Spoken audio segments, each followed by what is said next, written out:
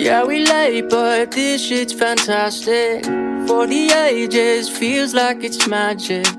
Hear the clock been haunting my dreams. It's been ticking for hours. Hey guys, what's up? I am Saurabh Rajput और real adventure. Good evening. और इस good evening की शुरुआत हो रही है शिमला हिमाचल प्रदेश से. और एज़ यू ऑलरेडी नो कि हमारे चैनल पे एक स्पेशल सीरीज़ हमने चालू करी हुई है, HRTC Himsuta Volvo bus special series. तो उसी को मद्देनज़र रखते हुए आज मैं ट्रैवल कर रहा हूँ शिमला से मनाली, क्योंकि शिमला से मनाली वाले रूट पे पहले HRTC हिमसुता द्वारा कोई वॉल्वो नहीं ऑपरेट होती थी. तो रिसेंटली उन्होंने एक वॉल्वो लॉन्च करी थी. हालांकि कुछ दिन हो गए हैं. जब मैं दिवाली पे आया था तो मैंने सोचा था कि इसको कवर करूँगा, बट मुझे घर जाना पड़ा, इस वजह से मैं उसको कवर नहीं कर पाया. तो अभी दोबारा आया हूँ तो सोच रहा हूँ कि शिमला से मनाली हिमसुता वॉल्वो को भी कवर कर लेते हैं. वैसे आपको बता दूं कि शिमला से मनाली वाले रूट पे कोई और वॉल्वो शिमला से मनाली के लिए ऑपरेट नहीं करती हैं. बाकी HRTC की डीलक्स बस, HRTC की ऑर्डिनरी बस ऑलरेडी उस रूट पे चलती हैं. उसके अलावा कुछ प्राइवेट ऑपरेटर हैं जैसे न्यू प्रेम वगैरह, उनकी भी बस शिमला से मनाली के लिए चलती हैं. बट मेन बात है कि वॉल्वो सिर्फ एक ही है. और बात करें हमारे वॉल्वो के सफ़र की, तो सफ़र शुरू होने वाला है शिमला तूतीकांडी ISBT से, और मैं अभी वहीं जा रहा हूँ. बस है हमारी 9 o'clock और सुबह हमें मनाली पहुँचा देगी 6:10 पे, जो कि HRTC की ऑफिशियल वेबसाइट पे दिखा रहा है, जहाँ से कि मैंने आज की टिकट बुक करी है. साइट का लिंक आपको स्क्रीन पे दे दूंगा और डिस्क्रिप्शन में भी दे दूंगा, ताकि आप आसानी से टिकट वगैरह बुक कर सकें. बाकी शिमला से मनाली के डिस्टेंस की बात करी जाए तो डिस्टेंस रहने वाला है करीबन 238 किलोमीटर. और बस का किराया जो हमें HRTC हिमसुता वॉल्वो के लिए पे करना पड़ा है वो है 1034 रुपीज़, यानी 1034 रुपये. और आपको बता दूँ, शिमला में मैं अभी रुका हुआ था ऑक्सफोर्ड ए बस करके हॉस्टल है, उसका पूरा जो नेम है वो मैं आपको स्क्रीन पे दे दूंगा, डिस्क्रिप्शन में दे दूंगा. और शिमला बस स्टैंड के सामने जैसे एक स्टेज जाती है ऊपर की तरफ, और वो सीधा स्टेज खुलती हैं इस हॉस्टल के सामने. तो काफ़ी शानदार ये हॉस्टल है. मात्र 500 रुपये मुझे बंक बेड का चार्ज लगा. साफ़ सुथरा हॉस्टल था, नीट एंड क्लीन वॉशरूम थे, तो स्टे बहुत बढ़िया रहा. तो अगर आप शिमला में आ रहे हो, बजट स्टे ढूंढ रहे हो, तो यहाँ पर भी आप रुक सकते हो. भूख बहुत ज़ोरों शोरों से लग रही थी, तो मैं अभी आ गया हूँ खाने के लिए. और इधर मैंने लगवा ली है कढ़ी चावल और छोले चावल. उस सामने ना उधर तूतीकांडी ISBT है, और जस्ट उसके इधर बगल में ही आंटी जी दुकान लगाती हैं. आंटी जी कितने बजे लगाए थे सुबह? 6 बजे. और शाम को कितने बजे बंद करते हो? और ये कितने की दी है प्लेट आपने? 30 रुपये की. और फुल प्लेट 50 की. तो भाई मैं 1-2 बार पहले भी आया शिमला तूतीकांडी ISBT आया हूँ, तो यहीं से खाना खाया. आंटी बहुत बढ़िया खाना बनाती हैं. तो कभी शिमला तूतीकांडी ISBT के आसपास आप हो तो यहाँ आके खाना वाना खा सकते हो. एक्चुअली क्या, मैं थोड़ा सा लेट हो गया, इसलिए रोटी वोटी आंटी के पास अभी नहीं बची हैं, तो चावल है, तो मैंने सोचा कि चावल ही खा लेते हैं. मैं करीबन 2 से ढाई घंटे पहले ही शिमला तूतीकांडी ISBT पे आ गया था. बट 2 से ढाई घंटे वेट करने के बाद फाइनली हमारी शिमला से मनाली की HRTC हिमसुता वॉल्वो आ चुकी है. वॉल्वो खड़ी है काउंटर नंबर 4 पे. और बात करें जर्नी की, तो यार जर्नी पूरी रात में रहने वाली है, क्योंकि 9 बजे यहाँ से प्रस्थान होगा और मनाली पहुँचेंगे सुबह 6:10 पे.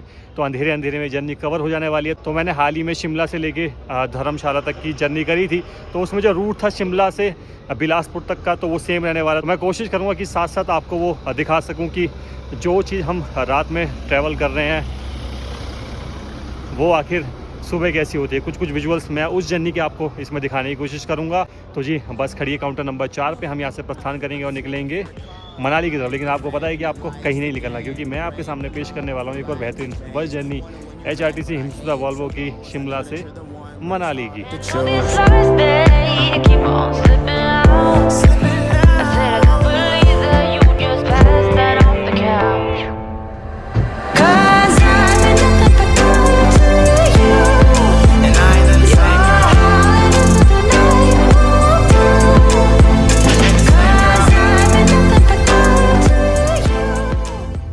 फाइनली बस में बोर्ड कर लिया, और HRTC के Himsuta Volvo as usual neat and clean, साफ़ एंड सुथरी, well maintain.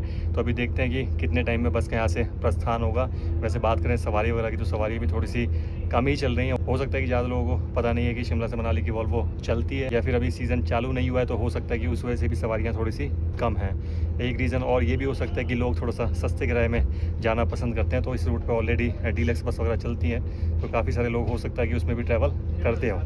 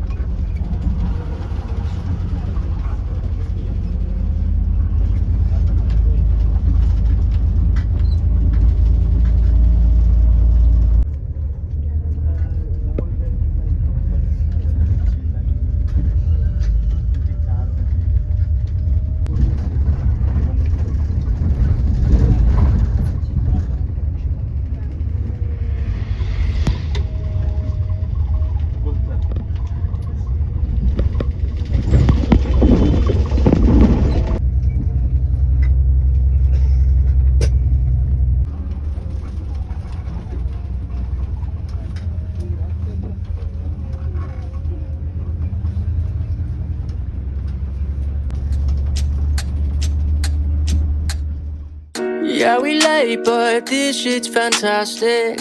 For the ages, feels like it's magic. Hear the clock been haunting my dreams. It's been ticking for hours, ticking for hours. Yeah, I feel so old. Can't waste no time, gotta wait in line and the weather's so cold. Should've brought my coat at the end of the line, on my shit untold. Messed up a lot, used to be waiting for something or someone to give me my spot. God only show you the way, it's all up to the plan and the paper and people you brought. I learned what I taught, I hope that they notice and give us a shot. I swear to me team, been lying a lot, might give us away. And what is the cost? The truth I won't face, I think that we caught. I hear what you say, but jealousy rots the brain, the fame, the game. I know you a fan of me, feeling me, you can't get rid of me, calling the SWAT. Time is running out, it's been moving but we still don't have the crowd. Money in my head but not my bank account. Clock is ticking fast. Yeah, we और ये सामने जो आप Volvo देख रहे हो, ये आ रही है धर्मशाला से शिमला, जिसमें हम ऑलरेडी ब्लॉग बना चुके हैं शिमला से धर्मशाला तक का।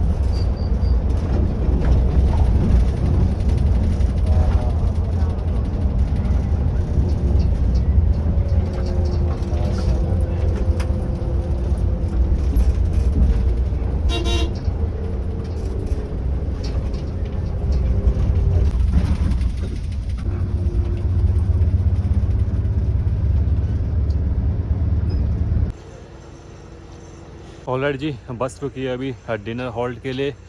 जगह है बरारी घाट, डिस्ट्रिक्ट सोलन, और टाइम हो रहा है 10:50। जगदम्बा शुद्ध वैष्णव भोजनालय और उसके साथ में भी कई सारे ढाबे हैं। एक्चुअली जब हम आज शिमला से धर्मशाला की जर्नी कर रहे थे HRTC की हिमसुधा वॉल्वो में, तब भी बस यहीं रुकी थी और अभी भी बस यहीं रुकी है। अगर वो ब्लॉग आपने देखा हो तो आपको रिलेट कर पाओगे। और मुझे तो भूख लगी नहीं है, तो इसलिए मैंने चाय लगवा ली है। और ठंड में वैसे भी चाय पीने के अलग ही आनंद आता है, क्योंकि अभी जैसे ही बाहर उतरे हैं भाई साहब, ठंड बहुत ज़्यादा लग रही है। वॉल्वो के अंदर पता नहीं चलता है, लेकिन जैसे ही वॉल्वो से बाहर निकलो तो ठंड का एहसास होता है। तो अभी चाय चल रही है, चाय इन ठंड।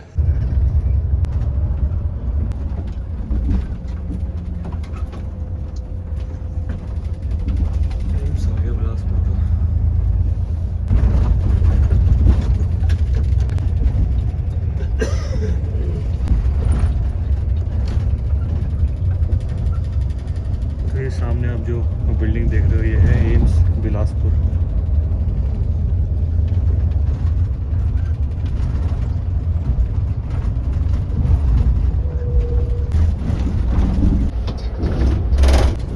तो एम्स बिलासपुर होते हुए कहीं ना कहीं हम पहुंचते हैं नौनी चौक बिलासपुर। और चंडीगढ़ से बिलासपुर तक आने वाला रास्ता और शिमला से बिलासपुर तक आने वाला रास्ता, दोनों रास्ते यही कनेक्ट करते हैं। और कहीं ना कहीं हम यहाँ कनेक्ट करेंगे NH 154 का, और उसको हम फॉलो करेंगे कहीं ना कहीं मंडी तक। उसके आगे हम निकल जाएंगे NH 3 से होते हुए मनाली की तरफ।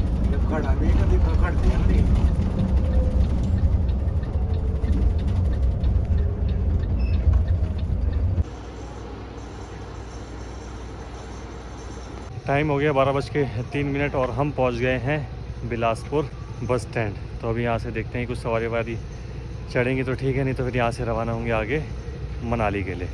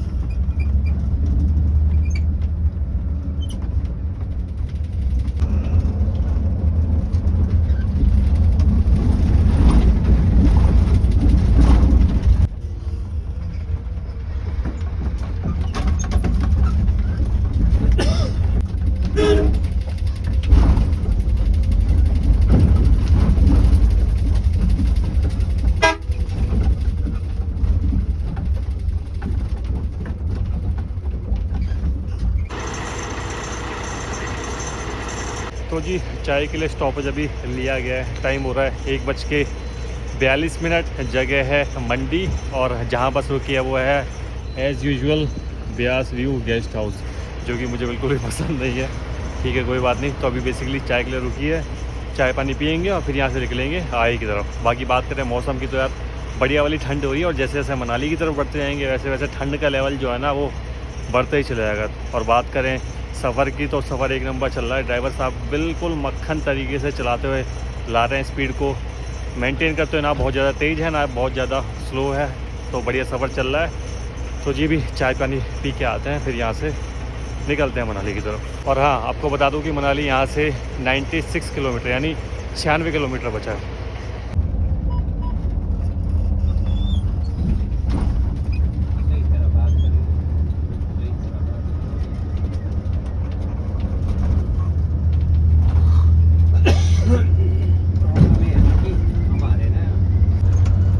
फिर भी इतना में डबल बेड बढ़िया।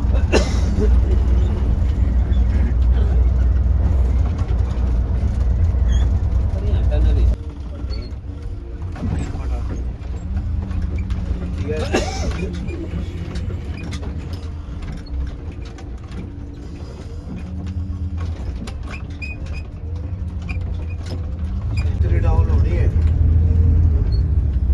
जितनी कटिंग हो जाएगा ये इतनी डाउन जानी है।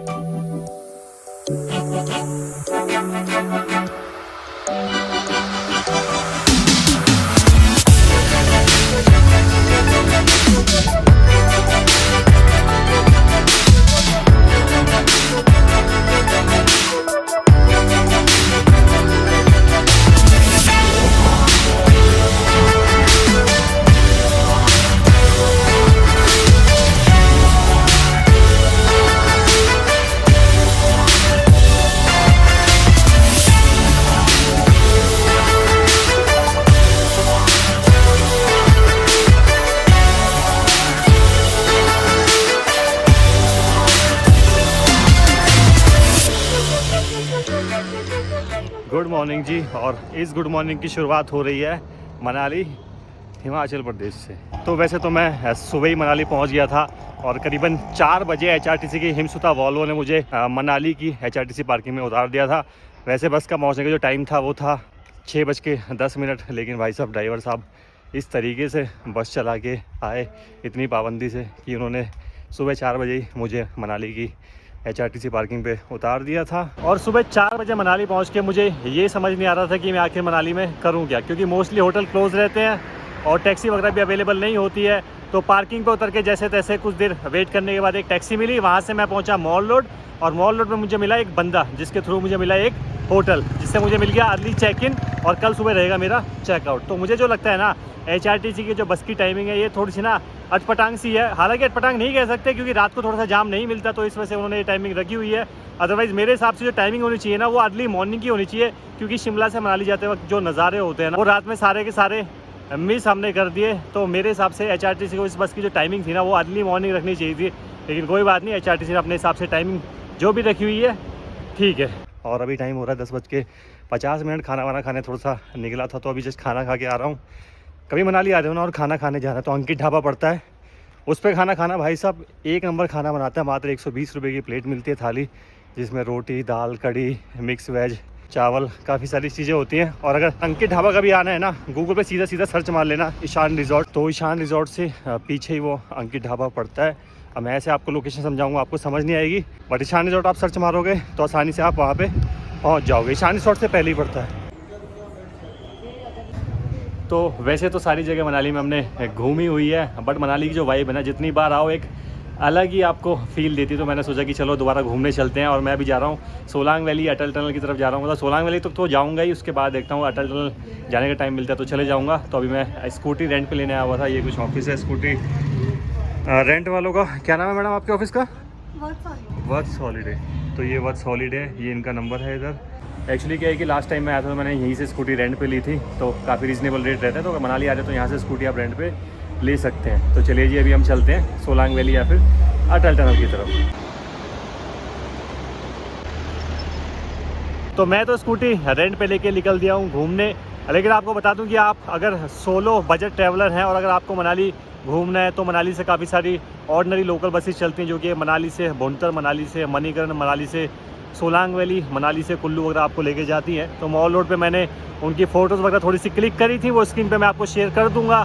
तो अगर आपको बजट में ट्रैवल करना है तो आप इन बस से भी ट्रैवल कर सकते हैं। अदरवाइज़ 2 लोग हैं तो यार आपके लिए स्कूटी बहुत बेस्ट है, क्योंकि मुझे तो ये 550 रुपये में मिल गई है, तो एक रीज़नेबल रेट ही है। बट अगर आप सोलो हैं और आपको किसी पर्टिकुलर प्लेस पे जाना है तो आप ऑर्डिनरी बस के थ्रू जा सकते हैं, जिनकी फ़ोटो वगैरह मैं स्क्रीन पे आपके साथ शेयर कर दूंगा। मेरे पास टाइम थोड़ा सा कम है और सोच रहा हूँ कि इस कम टाइम में मल्टीपल लोकेशन आज घूम लेते हैं, तो इसलिए मैंने स्कूटी रेंट पे ले ली। तो चलिए जी, निकलते हैं सोलांग वैली की तरफ। Too much whiskey in my red cup.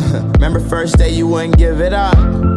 We had only scratched the surface, but I knew that you were worth it. Yeah. So I was patient.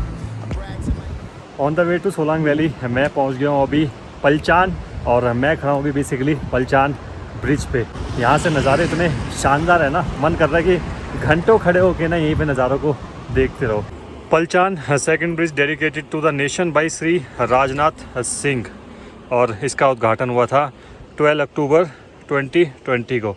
तो ये कुछ पलचान ब्रिज है और ये है यहाँ से नज़ारे, देख रहे हो कितने शानदार यहाँ से नज़ारे हैं, अल्टीमेट।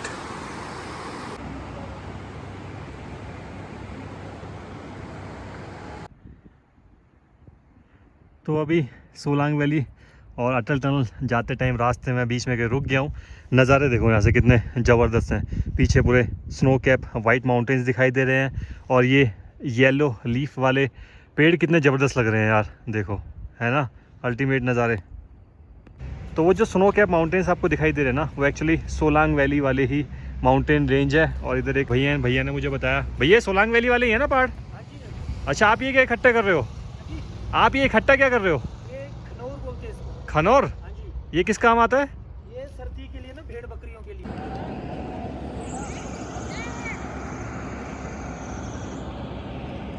एक्चुअली मेरा सोलांग वैली अटल टनल आने का प्लान इसलिए था क्योंकि जितनी भी जर्नी थी हमारी शिमला से मनाली की, वो सारी रात में ख़त्म हो गई। दिखाने के लिए कोई नज़ारे थे ही नहीं, तो मैंने सोचा कि हम तो घूमे हुए हैं, आपको भी कुछ घुमा देते हैं। तो ये जितनी वैली आप पीछे पूरी देख रहे हैं मेरे, ये सोलांग वैली है। और भाई साहब, दुनिया जहान की एक्टिविटीज़ यहाँ पे होती है। पैराग्लाइडिंग यहाँ पे होती है, जिप लाइन यहाँ पे होती है, इसके अलावा स्नो स्कूटर होता है, ATV राइड होती है, और कई सारी एडवेंचर एक्टिविटी यहाँ पे लगी हुई हैं। देखो उधर बच्चों के लिए भी काफ़ी सारी एडवेंचर एक्टिविटीज़ वगैरह लगी हुई है।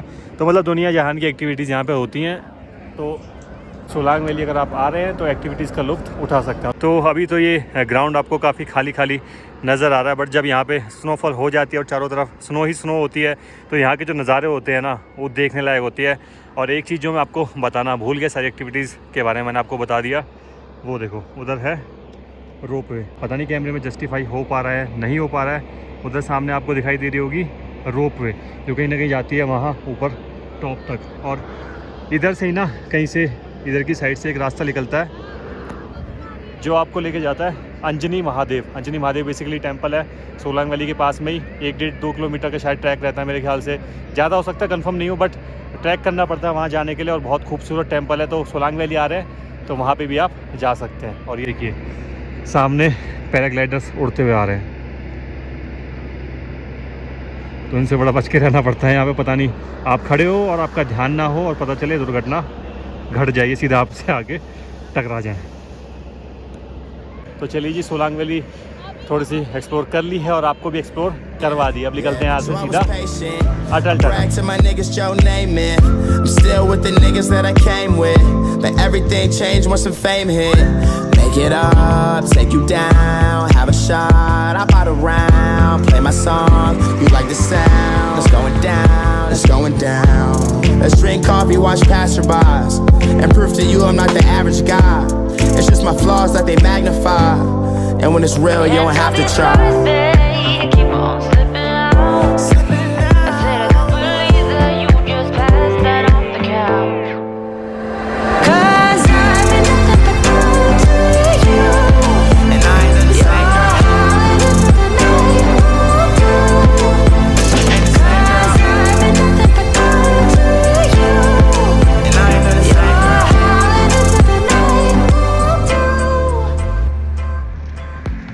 मैं पहुंच गया हूँ अभी highest tunnel of the world, above 10,000 feet बोले तो अटल टनल। तो ये मेरे पीछे जो आप देख रहे हो अटल टनल का साउथ पोर्टल है। और साउथ पोर्टल क्रॉस करके जब हम पहुंचते हैं नॉर्थ पोर्टल की तरफ, तो वो पूरा जो एरिया है वो लग जाता है लाहौल डिस्ट्रिक्ट। कुल्लू डिस्ट्रिक्ट ख़त्म हो जाता है और लाहौल डिस्ट्रिक्ट वहाँ से शुरू हो जाता है। और ये इधर देखो स्नो कैप माउंटेन्स, ज़बरदस्त। तो चलिए जी, साउथ पोर्टल क्रॉस करके चलते हैं नॉर्थ पोर्टल की तरफ और एंट्री लेते हैं लाहौल डिस्ट्रिक्ट में।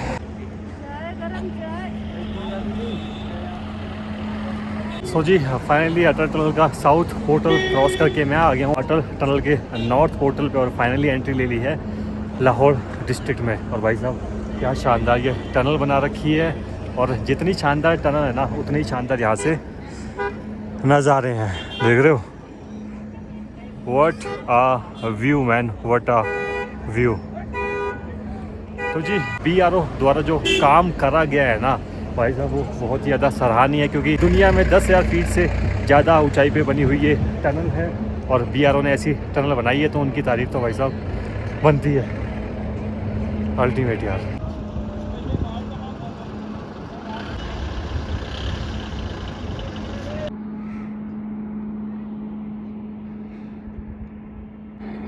और ये सामने आप जो एक खूबसूरत सा ब्रिज देख रहे हो, ये जस्ट अटल टनल के सामने है और इसका नाम है चंद्रा ब्रिज।